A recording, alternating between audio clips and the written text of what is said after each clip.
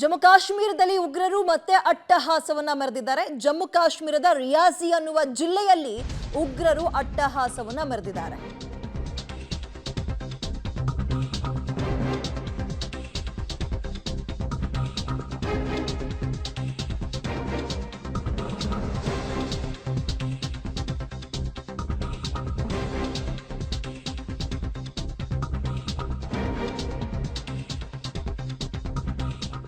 ವೈಷ್ಣೋದೇವಿ ದರ್ಶನಕ್ಕೆ ಅಂತ ಹೋಗ್ತಾ ಇದ್ದ ಬಸ್ನ ಮೇಲೆ ಫೈರಿಂಗ್ ಮಾಡಿದ್ದಾರೆ, ಗುಂಡಿನ ದಾಳಿ ನಡೆಸಿದ್ದಾರೆ.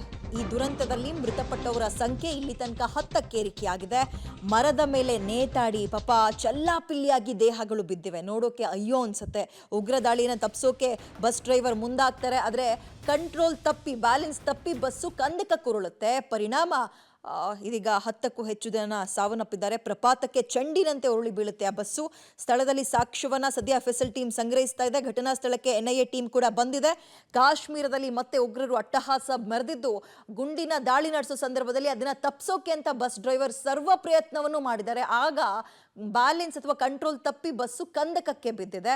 ಭಯೋತ್ಪಾದಕರ ಈ ದಾಳಿ ಈ ವಲಯದಲ್ಲಿ ಎಲ್ಲೋ ಒಂದ್ ಕಡೆ ಹಿಂಸಾಚಾರ ಹೆಚ್ಚು ಮಾಡ್ತಾ ಇರುವಂತಹ ಮುನ್ಸೂಚನೆನ ಅನ್ನೋ ಪ್ರಶ್ನೆ. ಕಾರಣ ಈ ರಿಯಾಜಿಯಲ್ಲಿ ಸ್ವಲ್ಪ ಅಪರೂಪ ಇಂತಹ ದಾಳಿಗಳು. ಇಲ್ಲಿ ತನಕ ನಾವು ಕೇಳ್ತಾ ಇದ್ದಿದ್ದು ಅಲ್ಲಿ ರಜೌರಿ ಮತ್ತು ಪೂಂಚ್ ಜಿಲ್ಲೆಯಲ್ಲಿ ಮರದಲ್ಲಿ ದೇಹಗಳು ನೇತಾಡ್ತಾ ಇರುವಂತದನ್ನ ಗಮನಿಸ್ತಾ ಇದ್ದೀರಿ. ಇಲ್ಲಿ ತನಕ ಸಾವಿನ ಸಂಖ್ಯೆ 10ಕ್ಕೆ ಏರಿಕೆಯಾಗಿದೆ. ಇದು ಜಮ್ಮು ಕಾಶ್ಮೀರದ ರಿಯಾಜಿಯಲ್ಲಿ ನಡೆದಿರುವಂಥದ್ದು. ಮೃತದೇಹಗಳ ಸಂಖ್ಯೆನ ಕೂಡ ಗಮನಿಸ್ತಾ ಇದ್ದೀರಿ. ವಿಚಾರ ತಿಳಿತಾ ಇದ್ದಂತೆ ಸ್ಥಳಕ್ಕೆ ಆಂಬ್ಯುಲೆನ್ಸ್ ಮತ್ತು ಸ್ಥಳೀಯರ ಒಂದು ಸಪೋರ್ಟ್ ತಗೊಂಡು ಗಾಯಾಳುಗಳನ್ನು ಆಸ್ಪತ್ರೆಗೆ ಸೇರಿಸುವಂತಹ ಕೆಲಸ ಕೂಡ ಆಯಿತು. ಆದ್ರೂ ಕೂಡ ಸಾವಿನ ಸಂಖ್ಯೆ ಇಲ್ಲಿ ತನಕ ಗಮನಕ್ಕೆ ತಗೊಂಡಾಗ 10ಕ್ಕೆ ಏರಿಕೆಯಾಗಿದೆ. ಇದು ದುರಂತದಲ್ಲಿ ಮೃತಪಟ್ಟವರ ಸಂಖ್ಯೆ ಒಂದು ಕಡೆ ಆದರೆ ಗಾಯಾಳುಗಳು ಆಸ್ಪತ್ರೆಯಲ್ಲಿ ಒದ್ದಾಡ್ತಾ ಇದ್ದಾರೆ. ಬಸ್ಸಿನ ಮೇಲೆ ಒಂದು ರಸ್ತೆಯ ಪಕ್ಕದಲ್ಲೇ ಅರಣ್ಯ ಇತ್ತು. ಅರಣ್ಯದಲ್ಲಿ ಅವಿತು ಕುಳಿತುಕೊಂಡು ಉಗ್ರ ರಾಕ್ಷಸರು ಈ ಒಂದು ಕೃತ್ಯವನ್ನ ಮೆರೆದಿದ್ದಾರೆ. ಗಮನಿಸ್ತಾ ಇದ್ದೀರಿ, ಬಸ್ನ ಮೇಲೆ ಗುಂಡಿನ ದಾಳಿ ನಡೆಸಿರುವಂತಹ ಮಾರ್ಕ್ಗಳನ್ನ ಕೂಡ ಗಮನಿಸ್ತಾ ಇದ್ದೀರಿ.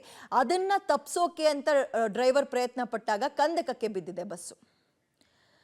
ಹೆಚ್ಚಿನ ಡೀಟೇಲ್ಸ್ ನಮ್ಮ ಪ್ರತಿನಿಧಿ ಶಬೀರ್ ನೀಡ್ತಾರೆ. ಶಬೀರ್, ಮೊದಲಿಗೆ ಗಾಯಾಳುಗಳ ಪರಿಸ್ಥಿತಿ ಹೇಗಿದೆ ಮತ್ತು ಸಾಮಾನ್ಯವಾಗಿ ಈ ಕಡೆ ಈ ರಜೌರಿ ಪೂಂಚ್ಗಳಲ್ಲಿ ಇಂತಹ ಉಗ್ರರ ದಾಳಿ ನೋಡ್ತಾ ಇದ್ವಿ, ಈ ಭಾಗದಲ್ಲಿ ಸ್ವಲ್ಪ ಕಡಿಮೆ ಇತ್ತು, ಎಲ್ಲ ಒಂದ್ ಕಡೆ ಹೆಚ್ಚಾಗ್ತಾ ಇದೆಯೋ ಅನ್ನೋ ಆತಂಕ ಕೂಡ ಒಂದು ಪ್ರಶ್ನೆಯ ಕಾಡ್ತಾ ಇಲ್ವಾ?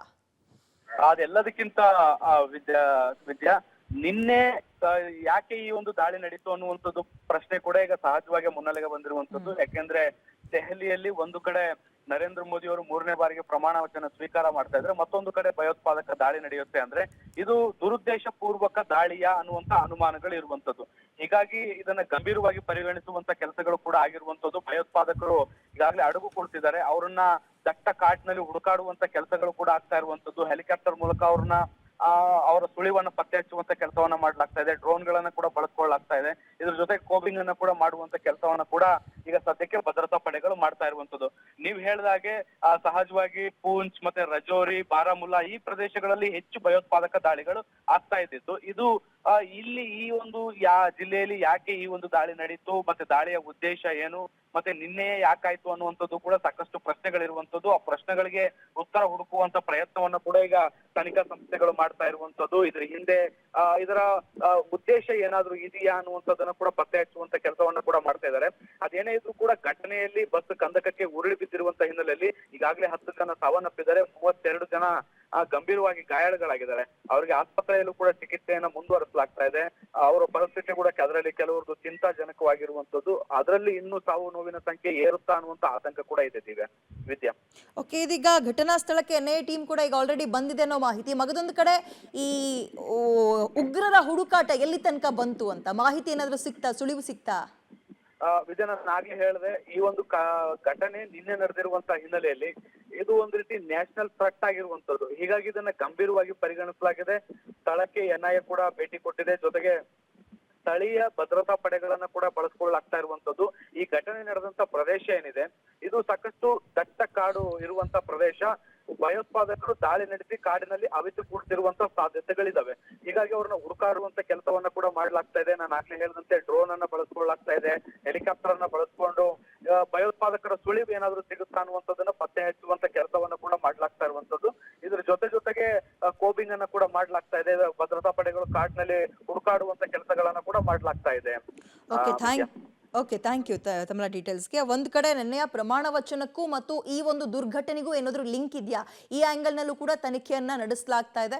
CCTV ಫುಟೇಜ್ಗಳನ್ನ ಗಮನಿಸ್ಕೊಳ್ಳೋದ್ರ ಮುಖಾಂತರ. ಮಗದೊಂದು ಕಡೆ ಸಂಪೂರ್ಣವಾಗಿ ಅರಣ್ಯ ಪ್ರದೇಶ ಇರೋದ್ರಿಂದ ಎಲ್ಲೇ ಹೋದ್ರೂ ಕೂಡ ಸಿಗ್ ಹಾಕೊಳ್ತಾರೆ ಅನ್ನುವ ಕಾನ್ಫಿಡೆನ್ಸ್ನಲ್ಲೂ ಕೂಡ ಹುಡುಕಾಟವನ್ನು ನಡೆಸ್ತಾ ಇದ್ದಾರೆ.